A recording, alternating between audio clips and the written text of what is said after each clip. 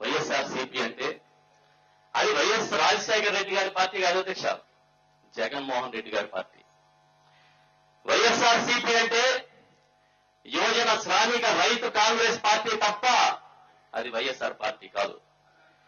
వైఎస్ఆర్ పేరుతో వైఎస్ఆర్ పార్టీని వైఎస్ఆర్ పేరు మార్కెటింగ్ చేసుకోవడం కోసం దానికి సమానంగా ఆ అర్థం వచ్చే విధంగా వైఎస్ఆర్ గుర్తొచ్చే విధంగా ఆ పార్టీ పేరు పెట్టుకున్నారు అధ్యక్ష.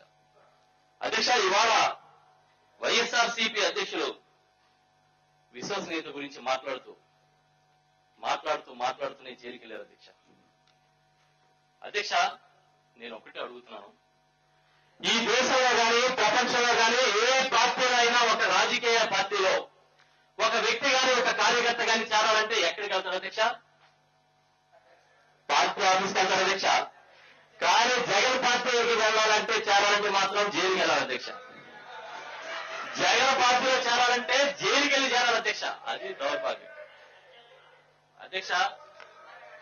జైలుకి బెయిల్కి మధ్య ఊగిసలాడుతున్న పార్టీ అధ్యక్ష అది. జైలుకి బెయిల్కి మధ్య ఊగిసలాడుతున్న పార్టీ కూడా అవిశ్వాస తీర్మానం పెడితే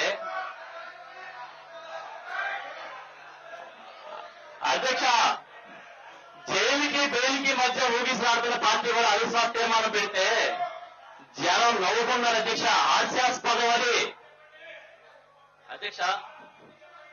అందుకే చెప్తున్నాను అధ్యక్ష, అది వైఎస్ఆర్ సీపీ అనే కన్నా వైఎస్ఆర్ జేపీ అని పెట్టుకోండి అధ్యక్ష.